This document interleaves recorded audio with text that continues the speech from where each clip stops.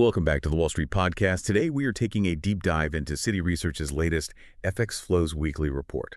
This one was released August 29th, 2025. Our aim here is to pull out the key insights on global foreign exchange movements. We'll focus particularly on how investor flows are shaping emerging market and G10 currencies. And the big headline, a pretty significant shift. EM aggregate flows have flipped back into inflow territory. Yes, that's right. And this isn't just a minor blip on the radar. This move into EM inflows, it signals a potentially broader shift in investor sentiment. It looks like it's primarily driven by both real money investors, the big institutional funds with longer horizons, and also leveraged investors who are often playing shorter-term strategies. Both groups are now net buyers. Interesting. So, with capital moving into EM, let's break that down regionally. What did the report show for Asia? Well, Asia saw overall inflows. If you look closer, real money investors were notably active, buying the Indonesian rupiah, the IDR. But interestingly, there was also significant real money selling in the Thai baht, the THB, so a bit of divergence there. Right, a contrasting picture. Now, shifting over to CMEA. CMEA flows were generally, let's say, more muted.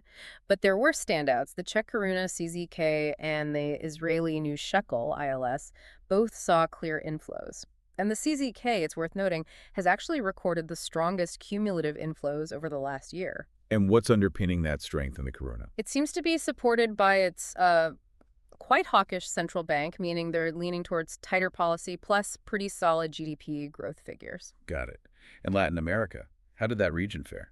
LATAM showed marginal net inflows overall. This came from leveraged and real money accounts. Banks, however, were net sellers in the region. Any specific currency activity there? Yes. The Brazilian real, the BRL, saw inflows across basically all investor types. Sentiment there seems boosted by, well, a couple of things. A more dovish outlook from the Fed, which tends to weaken the dollar, and also some local political developments helping things along. Okay, so connecting this EM picture to the G10 space now, what are we seeing there? In the G10 currencies, we're observing modest selling of the US dollar and also selling of traditional safe haven currencies. Think Japanese yen, Swiss franc, euro. So if money is moving out of those safe havens, where is it heading within the G10? It looks like investors are pivoting towards the higher beta G10 currencies. We're talking about the Australian dollar, the New Zealand dollar, Norwegian krone, Canadian dollar. These tend to be more sensitive to global growth optimism. And what's driving that shift? It seems to be supported by improving soft economic data coming out of major economies, maybe a bit less uncertainty around trade tariffs and, broader geopolitical factors easing slightly. Okay, let's transition into some of the deeper commentary points from the report. First module, let's talk positioning and vulnerability. What's the quantitative analysis telling us about how markets are positioned right now and which currencies might be vulnerable to shocks? Well, the report indicates that the traditional carry trade positioning, borrowing low yield, investing high yield, it's looking quite crowded, particularly among leveraged investors, and this applies to both 1-month and 6-month horizons. Crowded. So which specific currencies does the report flag as most vulnerable because of this? Given the significant net buying they've seen, currencies like the Turkish lira, TRY, the Czech koruna, CZK we mentioned earlier, and the Taiwanese dollar, TWD, are identified as potentially most vulnerable if we see a sudden spike in market volatility. And on the flip side, if risk aversion were to rise sharply, which currencies might actually outperform? In that scenario, based on recent flows, the Thai baht, THB, the South Korean one, KRW, and the Malaysian ringgit, MYR, would likely hold up better, perhaps even strengthen given they've seen outflows or less buying interest recently. Right. Less crowded trades offering maybe a bit more resilience. Okay, second module, G10 drivers. Beyond the flow data itself, what macroeconomic factors are really influencing these shifts we're seeing in G10 currencies? As we touched on, the move into cyclical G10s is underpinned by that better soft economic data picture. Also, reduced trade uncertainty helps, alongside generally calmer geopolitical news flow, perhaps. And importantly, the dovish tone from the Federal Reserve can't be understated. Chair Powell's Jackson Hole remarks, for instance, contributed to a weaker U.S. dollar backdrop, which encourages these kinds of risk-on flows into other G10s. Makes sense. Okay, third module, long-term carry strategies. How do these flow patterns, looking longer term and across different investor types, impact the effectiveness of carry trade strategies?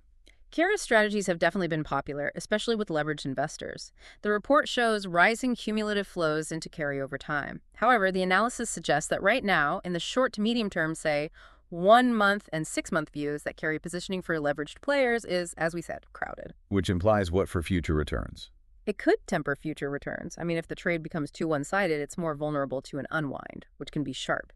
Is there an alternative view on positioning mentioned? Yes, interestingly, value-based currency positioning, often measured using something like purchasing power parity, appears much less crowded currently.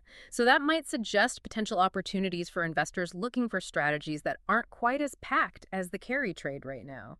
So bringing this all together, understanding these global currency flows, it might seem a bit abstract, maybe distant from daily life. But it really isn't. These flows directly influence things like the cost of international trade and even your travel plans. Exactly. A stronger local currency can mean cheaper imported goods for you, or perhaps that foreign holiday suddenly looks more affordable. And conversely, a weaker currency makes imports and foreign trips more expensive. It feeds into inflation and purchasing power. So this deep dive really highlights how interconnected global finance is with our everyday economic realities. Which leads us to a final thought for you to consider.